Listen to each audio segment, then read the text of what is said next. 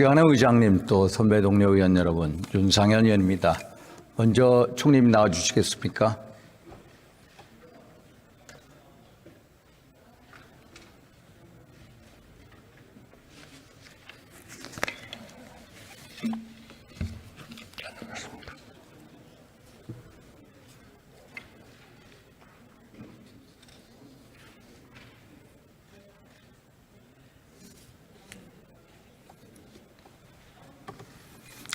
총리님, 최근 정부의 위대 정원 확대 반대하며 대학병원 전공의들이 무더기로 사직서를 제출하고 의료 현장을 떠나고 있습니다.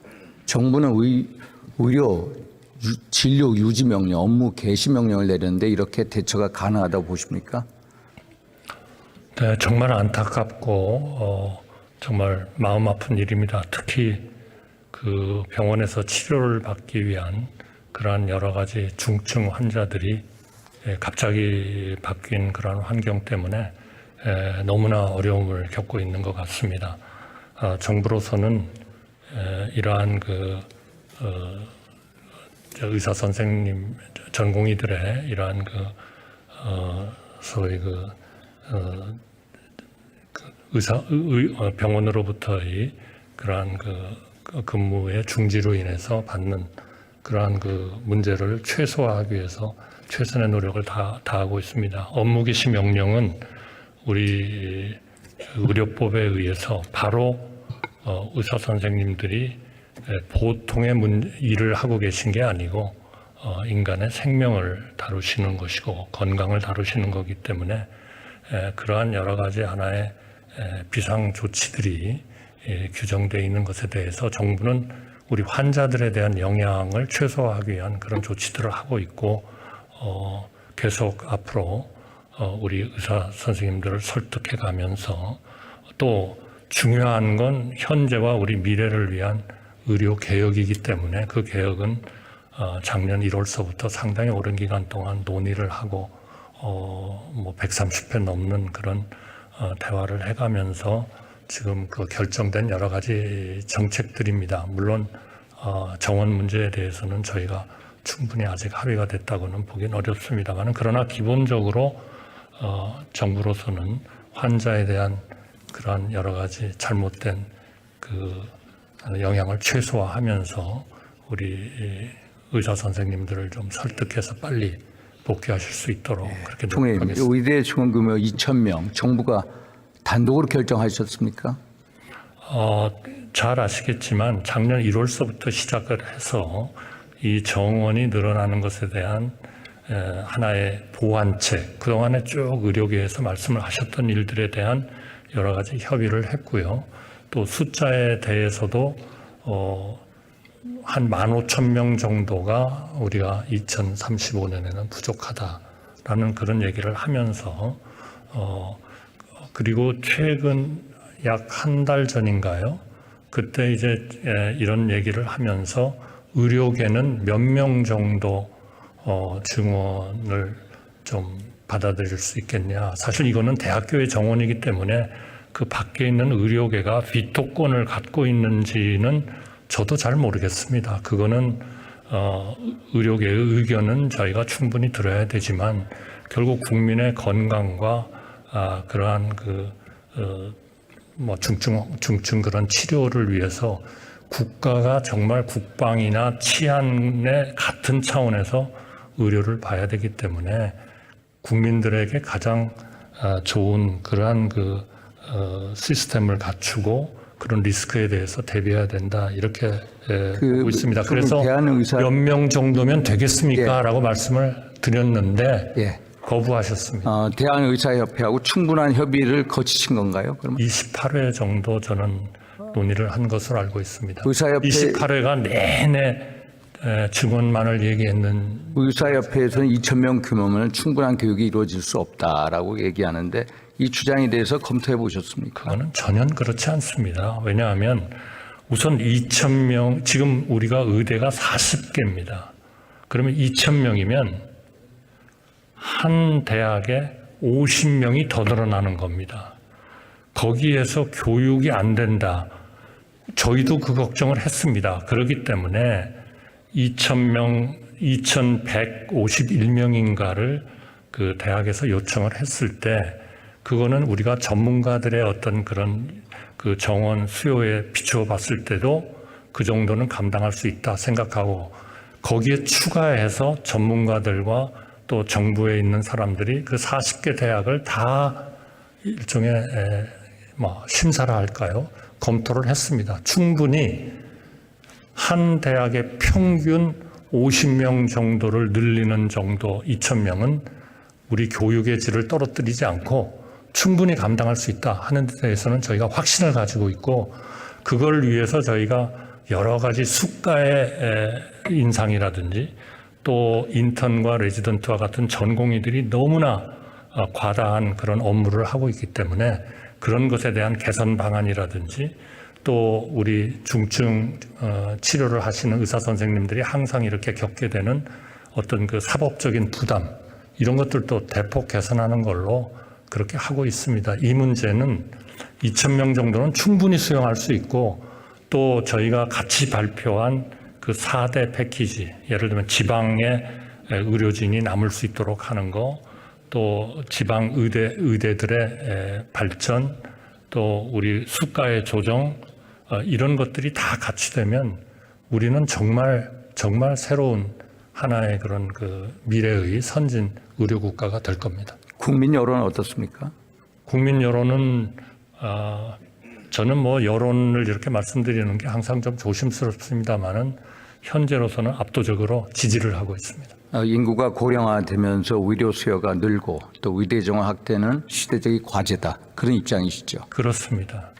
근데 일부에서는 인구가 주니까 이것이 의료 수요가 없어질 거 아니냐. 전혀 그렇지 않습니다. 지금 2045년까지 우리의 입원 환자라든지 고령 환자라든지 이런 데 대한 수요는 아마 국민들이 잘 아실 겁니다. 그리고 현재 병원에 갔을 때 의사 선생님들이 부족하지 않습니까? 예. 그러니까 이걸 느끼고 계신 겁니다. 중증 환자, 응급 환자 제대로 대처하고 계십니까? 현재까지는 대처를 하고 있다고 생각합니다만은 벌써 이러한 그 영향 때문에 수술 일정을 조정한다든지 하는데 굉장히 어려움을 겪고 있습니다. 정말 가슴이 아픕니다. 지금 공공의료기관들이 총력전을 하고 있고 한 이틀 전에도 5군데를 돌다가 그 치료를 못 받으신 분이 우리 국군의 국군 수도 종합병원이 지금 완전히 개방을 했기 때문에 거기 가가지고 전화 한번 우리를 받아줄 수 있을까 하고 전화를 했을 때 국군 수도 종합병원에서 기꺼이 오시라고 해가지고 치료를 받고 너무나 감동스러워서 정말 감사의 말씀을 하시는 것을 제가 잘 듣고 있습니다. 예. 앞으로도 계속 그렇게 하겠습니다. 의사분들이 의대 정원 확대를 반대할 수는 있습니다. 그러나 진료를 거부해서는 안 됩니다. 환자가 피해를 보기 때문에. 저는 그거는 정말 안 된다고 생각합니다. 우리 의사 선생님들이 코로나 우리 그 팬데믹 때 정말 어려운 시기에 얼마나 헌신적으로 노력을 해주셨습니까? 저는 우리 의료 전공의들을 비롯해서 우리 의료진들이 정말 최선을 다해 주시기를 간곡히 부탁드리고 또 우리 정치권에서도 지금까지 잘 지지를 해주셨습니다만 계속 좀 잘 지지해 주시고 잘 설득해 주시기를 바랍니다. 정부도 비상진료 체계를 빨리 보충 보강해서 또 빨리 의료 현장을 정상화 안정화시켜야 됩니다. 네, 자세한 건 또 보고 또 우리 여야 말씀하셨지만 정치권에서도 국민 눈높이에 맞는 의료 개혁을 위해서 초당적 협력을 해야 하고요. 동의하시죠? 네, 그렇습니다. 모든 선진국이 지금 다 최근에 이런 고령화와 새로운 그 바이오 산업의 육성 등등을 위해서 굉장히 많은 이런 의사 선생님들이 필요하기 때문에 그런 쪽에 그 조치들을 독일 같은 경우에는 지금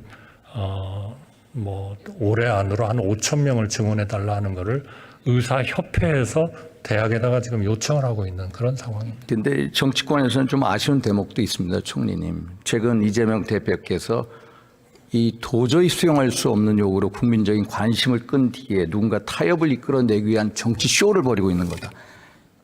이런 말씀 동의하십니까? 그런데 저는 이 대학의 의학의 그 정원이라는 것은 협상을 할 수 있는 일은 아니다. 저는 그렇게 생각합니다. 이제까지 만약 그것이 협상에 의해서 이루어져 왔다면 그건 잘못된 겁니다. 국가의 현재와 미래를 보면서 우리 국민들의 건강과 안전을 어떻게 보장해 줄 것인가 하는 거를 정말 과학과 진실에 기초를 해가지고 논의를 해야 되는 것이지 이거를 협상을 통해서 해가지고 어떻게 하겠다는 겁니까? 총리님, 정부의 의료 개혁이 정치쇼입니까 아닙니까? 절대로 아니죠. 그 어떻게 그런 거를 국민의 생명을 담보로 해가지고 쇼를 할 수가 있습니까? 그건 있을 수 없는 일입니다. 정치쇼가 아니죠. 네. 그런데 민주당도 원래는 지난 정부에서 의료 정원 확대를 꾀하다가 실패한 적이 있습니다. 그런데 갑자기 이렇게 반대하는 이유가 뭐라고 생각하십니까? 저는 뭐 진정한 말씀은 아니지 않나. 저는 그냥 그렇게 믿고 있습니다. 죄송합니다. 예. 하여튼 간에 총선의 유불리를 따져서 의사 정부를 갈라치는 게 아니라면 민주당도 초당적인 의료 개혁에 같이 뜻을 모아야죠. 저는 뭐 당연히 그렇게 해주시리라고 믿고 또 지금도 그렇게 해주시고 있다고 저는 총리님, 국민들은요 소아과 오픈런, 응급실 뺑뺑이, 수도권 원정 치료 고통받고 있습니다. 의사들도 밤샘 근무, 장시간 수술 등으로 번아웃 증후군을 호소하고 있습니다. 네. 의료 개혁은 시대적 과제고 여야가 초당적인 합의를 이끌어내야 하는 분야입니다. 동의하시죠? 네, 그렇게 믿고 있고 또 그렇게 해주시리라고 생각합니다. 총님, 최근 우리 큐바 수교한 거 어떤 의미가 있습니까?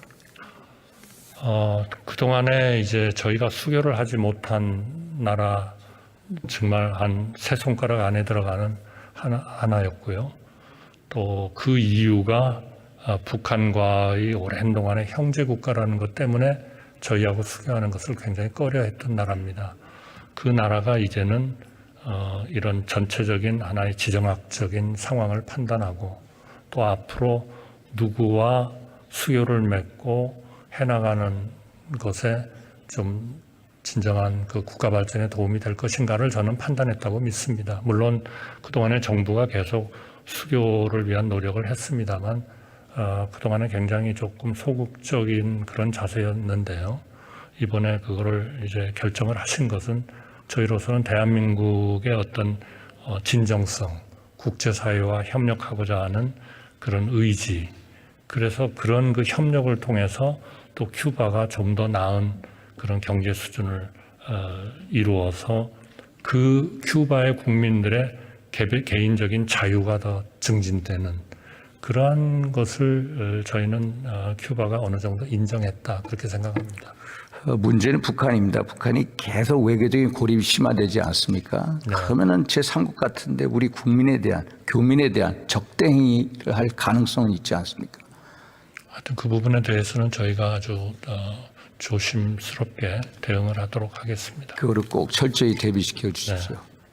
이 쿠바하고 수교한 다음 날 북한의 김여정 노동당 중앙위 부부장이 일본이 정책 결단을 내리면 북한과 일본이 새로운 시대를 열 수가 있다. 이게 무슨 의미인지 아십니까?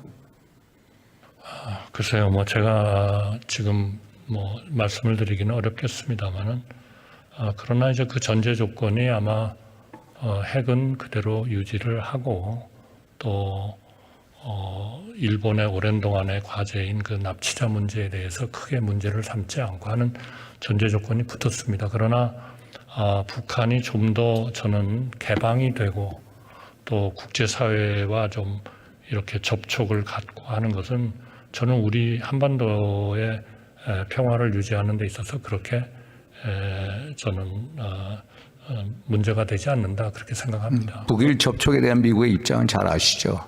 네, 잘 알죠. 적극 지지죠. 우리 정부의 입장은 뭡니까? 지지입니까? 반대입니까?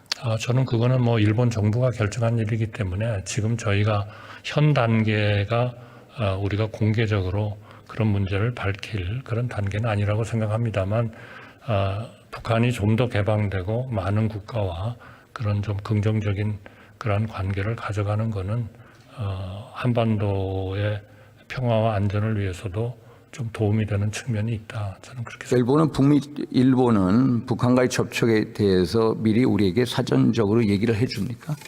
모든 문제는 긴밀하게 협의하고 있습니다. 예. 그러면은 한일 간의 긴밀한 협력이 된다면은 북한과 일본의 대화에 대해서도 우리도 적극 지지한다라는 입장 표명하는 게 어떻겠습니까? 네, 적절한 시기가 되면 발표를 하도록 하겠습니다. 예.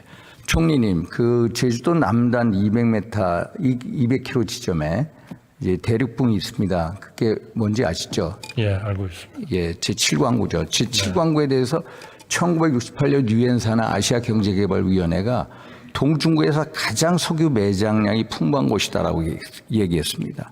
미국의 우드로 윌슨 센터 정책연구 보고서에 의하면은 거기에 있는 천연가스 매장량이 사우디의 10배 이르고 석유 매장량이 미국 매장량의 5배에 가깝다. 한마디로 우리도 산유국이 될 수 있다는 꿈의 상징이 바로 제주도 남단에 있는 이 제7광구입니다. 제7광구가 한일 간의 여러 수역 관할권 싸움이 있다가 1978년 한일 대륙분 공동협정을 맺었습니다. 그게 기한이 2028년까지입니다.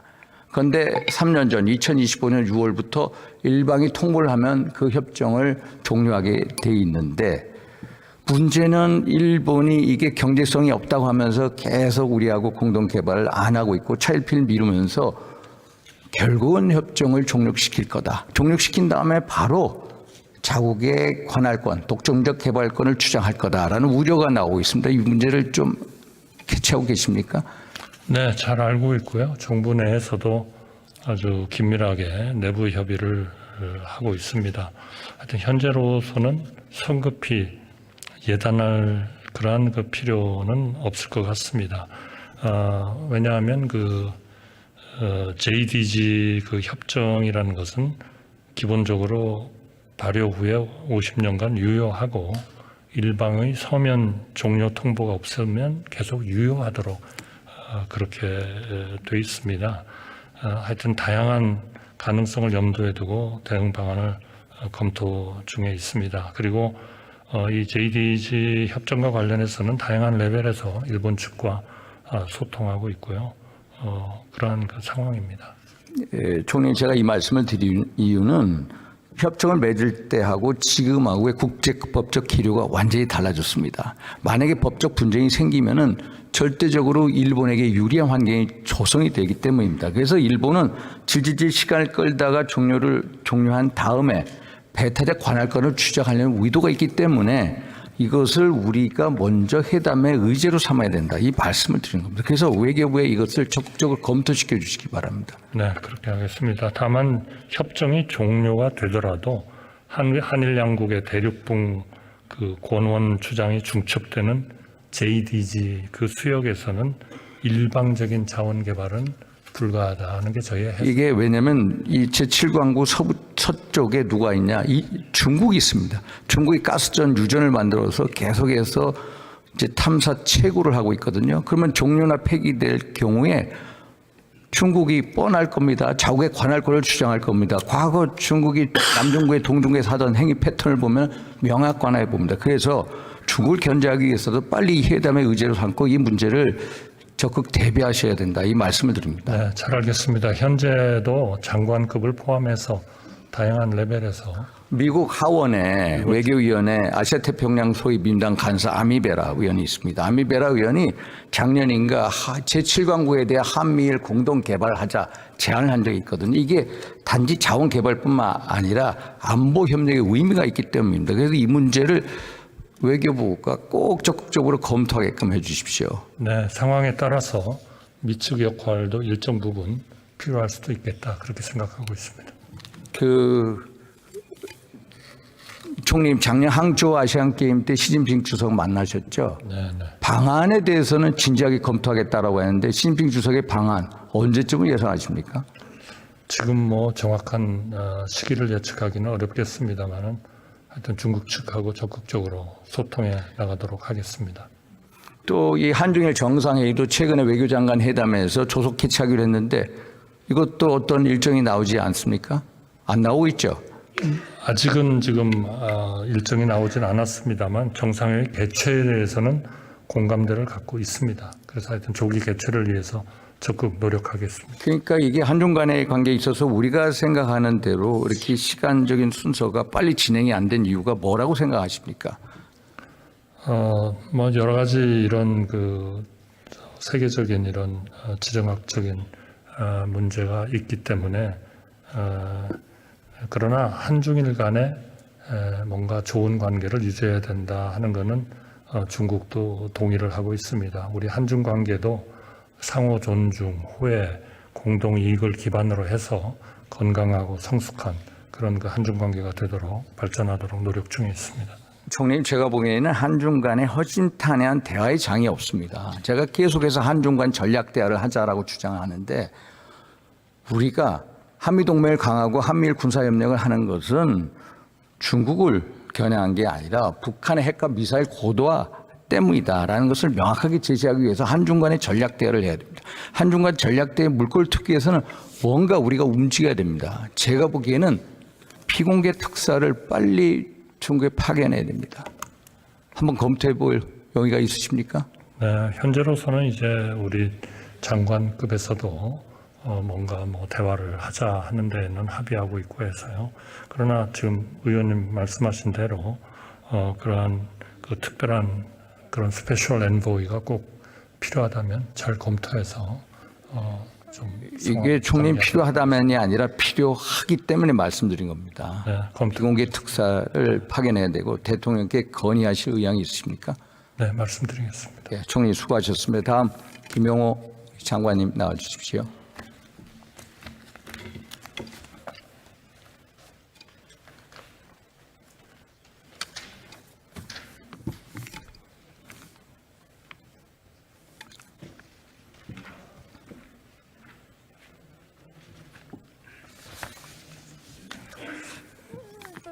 최근 김정은 노동당 총비서가 남북 관계를 이제 동족 관계가 아닌 적대적인 두 국가 관계다.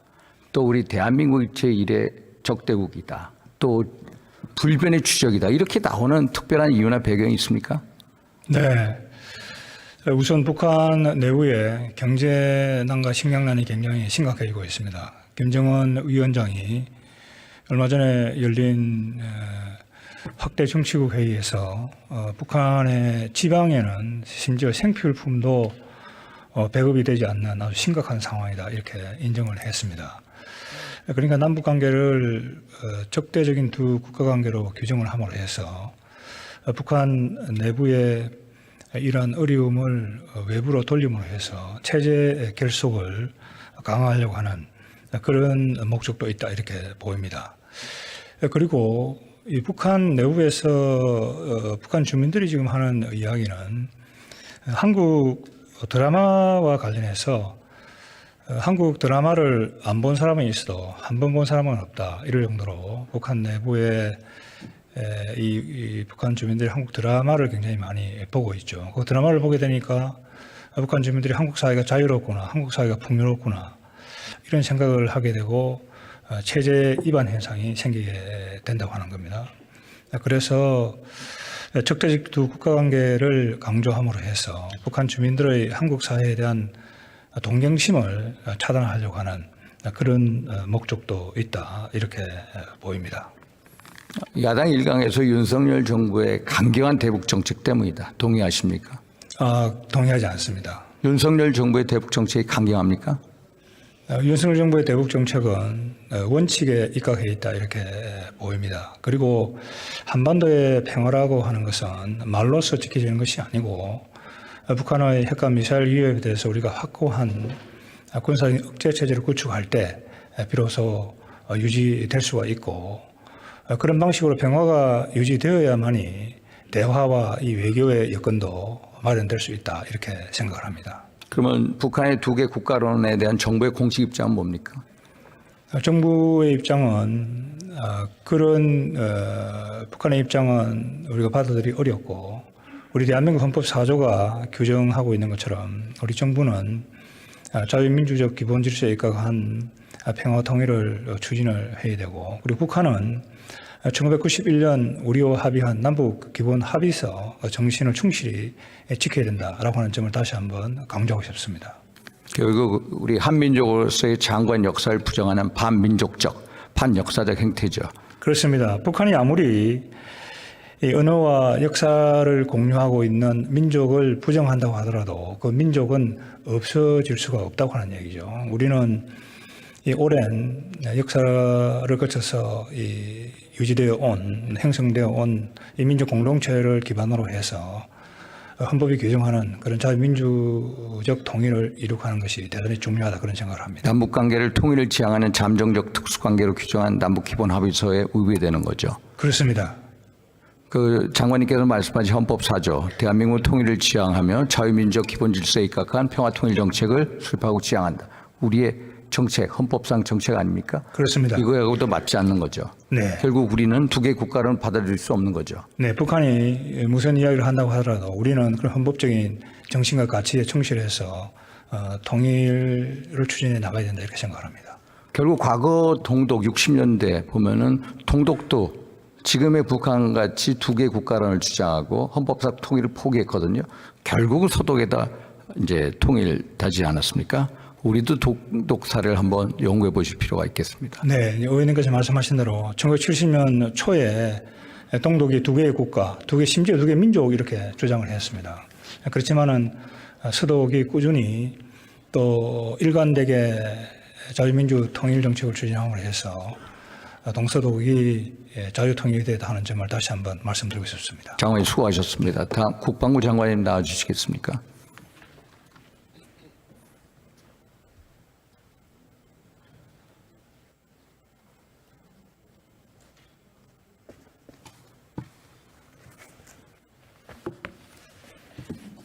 네. 장관이 1월 달에 보니까 순항미사일 발사 실험 5차례 북한이 했습니다. 특별한 이유나 배경이 있습니까? 네, 투발 수단을 다양한다는 측면에서 한 것 같고요.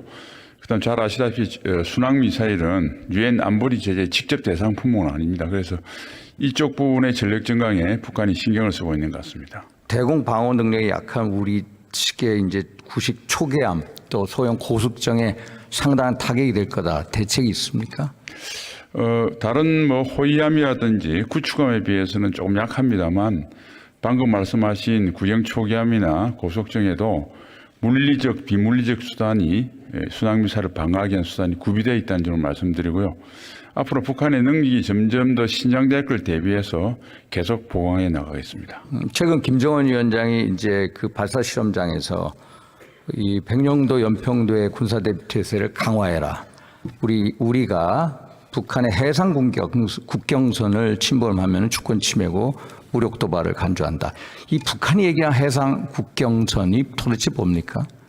북한이 그동안 자기 일방적인 주장한 게 NLL 남쪽으로 3개가 있는데요. 99년도에 서해 해상 군사분계선, 예. 2000년도에 서해 통항 질서, 2007년도에 경비 개선, 네, 3가지를 주장했습니다. 그런데 김정은이 이야기하는 해상 그 국경선이 그 세 선의 반복인지 아니면 새로운 선을 주장할지는 좀 더 지켜봐야 되겠고요. 하여튼 명칭이 어떻든 간에 NLL보다 훨씬 이남으로 내려와 있죠. 네. 그러면 NLL 어떤 주변의 도발의 명물 축적하기 위한 거 그렇게 보이지 않으십니까? 네, 그렇게 보입니다. 그러나 우리 군은 지난 70년 동안 6.25 전쟁 이후에 NLL을 실질적인 해상 경계선으로서 필요서 지켜왔습니다. 그래서 그 방침의 변동이 없고요. 만일 김정은이 잘못된 선택을 하면 김정은한테는 큰 재앙이 될 것이라는 점을 분명히 말씀드립니다.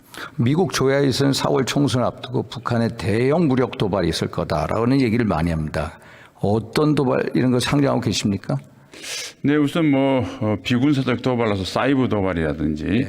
2년 전에 있었던 1년 전에 있었던 무인기 도발 이런 것들 예상해 볼 수 있고 그동안 계속되어 왔던 핵미사일 관련 도발이라든지 인공위성 발사, 군사정찰위성 발사, 즉 유엔 안보리 결의안 위배되는 그런 전략적 도발도 있을 수 있고 접적 지해 공역에서 직접적인 군사 도발 그리고 침투나 특히 테러 등 주체를 좀 알기 불분명한 군사 도발 이런 여러 가지 다양한 도발을 예상을 하고 우리 군에서는 유형별로 대비하고 있습니다. 충분히 대비 태세를 갖추고 계시죠? 네, 그렇습니다.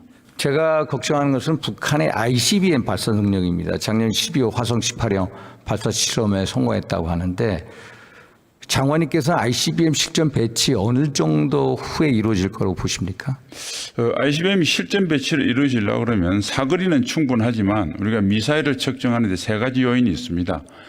장사 등 사거리를 보는 것과 정확도, 군사적 효용성 여러 가지를 보는데 특히 정확성 면에서 아직 대기권 재진입 기술이 완성되지 않은 거로 봐서 좀 더 두고 봐야 되겠지만은 그런 것들이 완성된 후에 실전 배치를 하리라고 봅니다. 그래서 당장 실전 배치했다고 북한이 많이 주장하더라도 그것은 다분히 과장된 것이다 이렇게 보고 있습니다. 단 북한이 실전 배치는 시간의 문제이지 곧 닥칠 확정된 미래라는 생각을 가지고 한미연합으로 잘 대비하고 있다 이렇게 말씀드리겠습니다. 그래서 장관님께서 말씀하신 대로 대기권 재진입 기술이라든지 뭐 다탄두 기술, 후추진체 기술 등 아직까지 어느 수준에 달성 안 했지만은 그래도 저는 최근에 러시아하고 북한의 군사적 밀착도를 보면 그 시기가 훨씬 더 빨라질 거다. 우리가 보는 것보다 훨씬 더 ICBM의 실전 배치가 훨씬 더 빨라질 거다. 아시다시피 작년 9월 달 러시아 푸틴하고 김정은이 보스토치니 우주기지에서 만나지 않았습니까? 러시아가 북한에다가 인공위성 발사 돕겠다고 하고 또 북한은 우크라이나 전에 러시아가 필요한 대형 포탄 심지어 KN-23, KR-24 미사일도 제공하지 않습니까? 그래서 ICBM의 기술 이전도 우리의 예상보다 훨씬 빨라질 거다라고 저는 보고 있습니다. 네, 그럴 가능성도 충분히 있다고 봅니다. 그래서 저는 ICBM의 실전 배치가 온다면 한반도 전략지대 완전한 게임 체인저가 될 거다. 그런 식으로 ICBM 실전 배치가 되면은 결국 미국 조야에서 북핵 폐기가 아닌 북핵 동결로 갈 수밖에 없고 트럼프 대통령의 당선과 더불어서 그 기류가 강화될 거다라고 보고 있습니다. 그래서 저는 그런 상황이 온다면은 우리도 독자적 핵무장 옵션을 그때 가서는 고려해야 된다라고 보고 있습니다. 어떻게 보십니까, 장관? 저는 북한이 설사 ICBM을 개발, ICBM이라는 걸 하는 것이 미 본토를 위협할 핵 능력 아니겠습니까? 예. 미국이 북한의 그런 공갈에 많이 휘둘려서 동맹국과의 조약상의 의무를 저버린다 그러면 미국은 글로벌 리더십을 포기해야 될 겁니다. 지난해 우리가 워싱턴 선언에 이어서 우리가 만들었던 한미의 함께하는 일체행 확장 억제가 있기 때문에 북한이 설사 ICBM 배치를 하더라도 그 ICBM 위협을 위시해서 위협을 이용을 해서 한미 동맹이 이간되거나 약화되는 가능성은 없다. 오히려 더 강화된다. 그래서 북한은 핵 능력이 강화될수록 그들은 더 위험해진다고 하는 딜레마에 대해서 김정은이가 분명히 알아야 할 것입니다. 네, 저도 동감을 합니다만 김정은이 가장 핵전쟁을 무서워할 사람이다. 가진 게 많고 4대 세습을 준비해야 되기 때문에. 네. 그러나 북핵 폐기가 아닌 동결로 가고 동결로 갔을 때 결국 국제사회가 북한을 핵 강성대국으로 인정하는 꼴이다. 그때는 우리도 독자적 핵무장 옵션을 한번 고려해보자. 이런 제안을 드립니다. 지금이 아니라 장관님. 네, 다양한 정치인으로서 윤 의원님께서 그런 의견을 제기할 수 있고 또 학계에서도 제기할 수 있지만 책임 있는 당국자로서 우리는 한미 확장 억제를 믿고 NPT 상의 업무를 준수하고 있다는 말씀드리겠습니다. 예. 장관님, 트럼프 대통령 당선 이후에 NCG 문제, 한미 방위비 분담금 문제에 대해서 어떻게 대처하시겠습니까? 네, 아직 트럼프 우선 미국 대선 결과가 나오지 않았고 아직 공식적인 견해가 나오지 않았기 때문에 그에 대해서 답변을 드리는 것은 제가 공직자로 적절치 않아 보입니다. 단지 지난해 만들었던 NCG라든지 그다음에 한미 어떤 방위비 이런 협상 등이 한미 동맹을 약화시키는 갈등 요인이 되지 않도록 어떤 정부가 들으시든 간에 저희는 외교부와 함께 잘 관리하겠습니다. 네, 수고하셨습니다. 네, 감사합니다.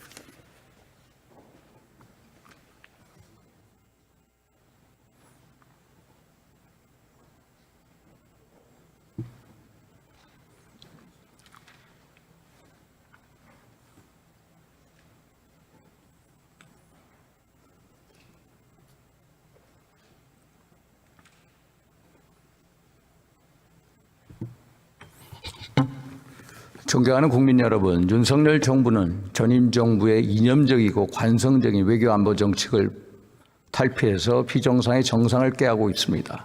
자유평화 번영의 글로벌 중추국가를 표방하면서 국익 확장, 신뢰 구축을 향해 매진하고 있습니다. 그러나 아직도 산적한 문제가 많고 여사와 야대의 장벽도 높기만 합니다. 그러나 국가의 존립, 국민의 생명 안전을 위해서는 여소야대가 있을 수 없습니다. 또 여대 야소도 있을 수 없습니다. 초당적 국가적 합의만 있을 뿐입니다. 1988년 미국의 트루먼 대통령 민당 출신입니다. 그때 상원 외교위원장 아서 반덴버그가 이런 말을 했습니다. 당파적 치는 국경선에서 멈춰야 된다. 이런 미국판 반덴버그 결의를 통해서 신냉전 속에서도 초국가적인 초당적인 국가적 합의를 이끌어냈습니다. 우리 한국도 한국판 반덴버그 결의가 필요합니다. 정말 초당적 국가적 합의를 위해서 여기 계신 동료, 선배 동료 의원 여러분께서 힘을 모아주십시오. 저도 항상 함께하겠습니다. 경청해 주셔서 감사합니다.